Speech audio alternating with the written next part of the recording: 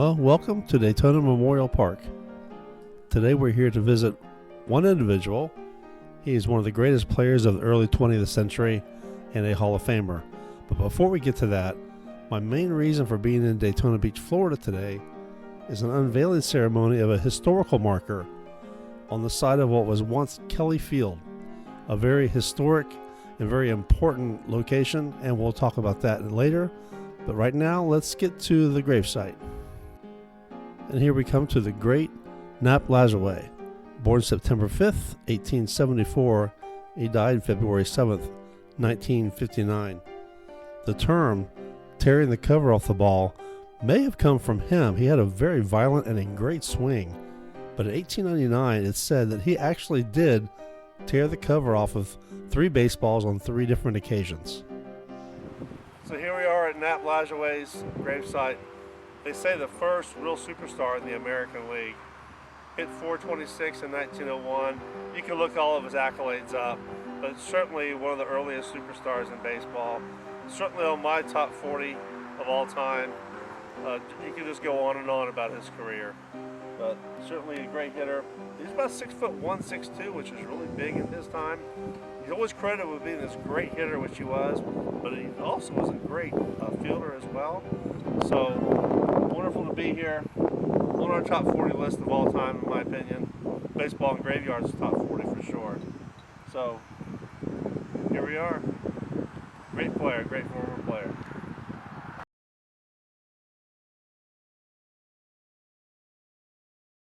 And today we're out here in Daytona Beach. We're at this Jackie Robinson. We're going to unveil a plaque which commemorates Kelly Field. Kelly Field, very quickly before they get started here, was where on the Montreal Royals, Jackie Robinson's first team after he signed with the Dodgers, they were supposed to play up in Stanford. They wouldn't allow him. And so since the Brooklyn Dodgers for this year and this year only, 1946, were practicing on the beach side, close to the beach side of what is now Jackie Robinson Stadium. Sorry about that, that's the microphones. But what is now Jackie Robinson Stadium, Branch Rickey wanted the Montreal Royals to be close by, so they came to a place called Kelly Field here in Daytona. No longer exists.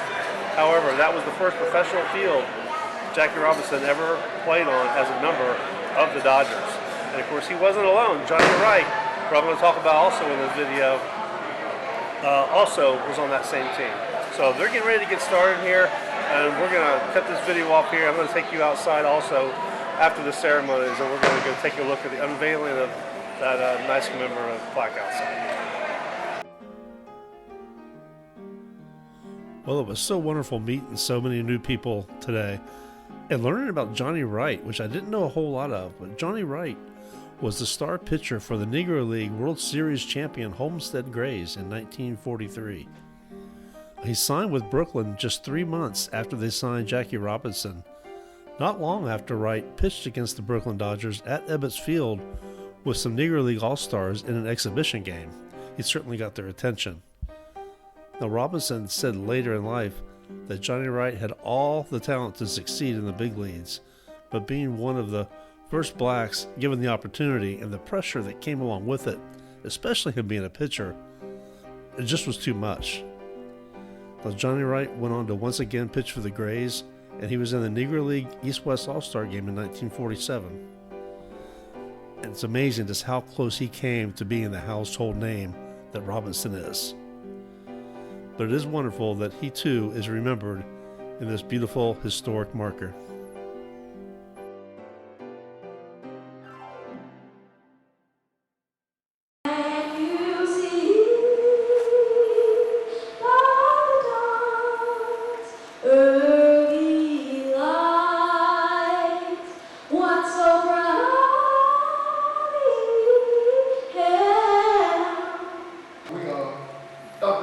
Said that we're the heirs and custodians of a great legacy. And as one who was a bat boy at Kelly Field, those softball teams, I am particularly excited about today. Hanging out with your friends in the park, it was an experience I'll always treasure. As a native Daytonian, it does me great pleasure to serve my city, and in particular, this building, that park, this pool, and that walking track are all and his endeavors are still flourishing. Baseball is still America's great sport. Jackie's appearance as an athlete in the city of Daytona Beach. It was because of the racial integrity of the city of Daytona Beach and Mr. Bethune's influence that this was an easy transition, the integration of America's sport. Thanks to everyone for your assistance in this endeavor, the unveiling of the historical marker honoring Jackie Robinson and John Wright. This is the unveiling of the Kelly Field marker. We have Scott Bush from Sabre, and we have